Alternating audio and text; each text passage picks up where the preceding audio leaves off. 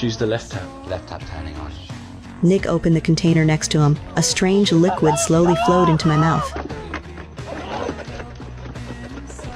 Good call, Chris. Luckily, my boyfriend finally guessed it was just water. At that moment, I felt a brief relief. The truth or dare game was far from over. The bottle turned toward Nick. He didn't hesitate and chose truth. A question rose in my mind. Why did he trick all 5 of us here? Nick began to explain. On his brother's graduation photo by the bed, only our 5 faces were marked. The postcard could not have come from anyone else. That meant we all had a debt to pay. I watched everyone's faces collapse. But the game is still continuing. This time, the bottle pointed at me. I took a deep breath and chose dare. My boyfriend became the next to try. Soon, his chair tipped over. A tube was placed in his mouth. I watched him struggle. I chose the left side without hesitation. The next second, the liquid slowly flowed through the tube. I could see the damage it caused inside. His last movement marked the end. My heart shattered. Nick covered my boyfriend with a blanket to hide it from the others. Just as he spun the bottle again, there was a sudden knock at the door. A friend had come looking for Nick. Nick had no choice but to take an unharmed guy and drive him away.